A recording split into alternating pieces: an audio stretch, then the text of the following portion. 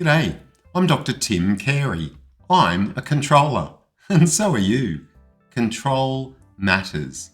This short story is called You'll Never Reach Your Potential.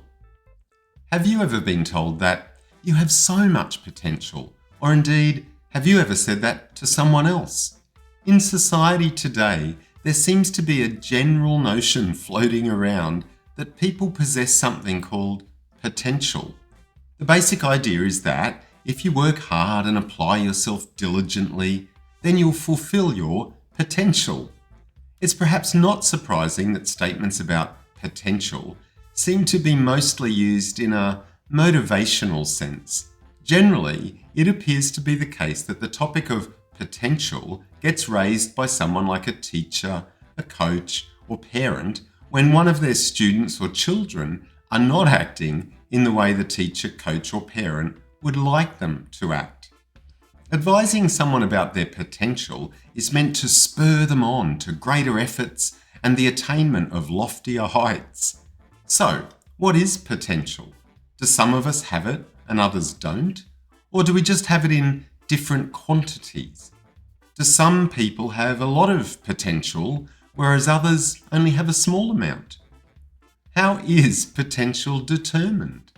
Who decides how much potential someone has and in what area? If you ever reach your potential, what then? Did Usain Bolt reach his potential? Has Meryl Streep reached hers? Did Serena Williams need to win another one or two more Grand Slam titles before she reached her potential? Or has she already reached it? Looking at definitions can be fun and instructive. Here are some definitions of potential from dictionary.com that are relevant. Number 1, possible as opposed to actual. Number 2, capable of being or becoming. Number 3, possibility. And number 4, a latent excellence or ability that may or may not be developed. It seems apparent from these definitions that each of us, and every one of us, could be considered to have a great deal of potential. Is that many potentials? In a vast number of areas. We are all born with many similar features, but also different abilities, proclivities, and preferences. Even from the very beginning, we like different amounts of light or noise or cuddling. Perhaps even more important than the tendencies and talents we arrive with are the environments we are born into that afford us greater or fewer opportunities to express and develop the skills and propensities we have. But even if it was possible to predict the future and determine the amount of potential someone has and the area in which their potential is greatest, does that mean they have some special and important responsibility to develop that potential in that area? Actually, the history books are littered with child prodigies who didn't go on to bigger and better things as adults, and conversely, adults who were less than remarkable as children, but who later made stellar contributions to humanity. Einstein might be the poster boy here. Today, you are the realization of yesterday's potential you. There never has been, never will be, and never could be any predetermined master plan of what you should become. You are as you should be. You are right just the way you are. Often it seems very easy to get caught up in pursuing a quest of what we could possibly become, rather than appreciating who and what we are now. Lots of messages in society urge people to become better than they currently are. Ultimately, however, we are human beings, not human becomings. All we have and all we'll ever have is what we have right now, at every now.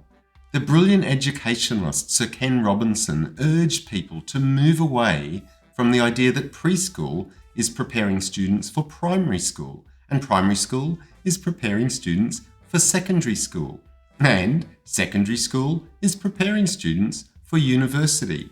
Each schooling experience is of value and needs to be appreciated in its own right for what it is, not what it might lead to. That's not to say that people shouldn't continue to learn and seek new horizons if they want to. People should do whatever they want to do, and they should do whatever they want to do in a way that doesn't stop others from doing likewise. If what someone wants to do prevents others from doing what they want to do, then restrictions in some form or another will be applied before too long. With that very general caveat in mind, people will travel their own path, whatever that path might be. Perhaps the greatest potential to be realized, the most amazing potential as opposed to actual, the most incredible ability that is yet to be developed, is for individuals to achieve robust and enduring contentment and well-being.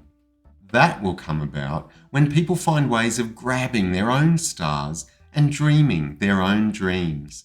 Contentment is nothing more mysterious than keeping your world the way you want it to be.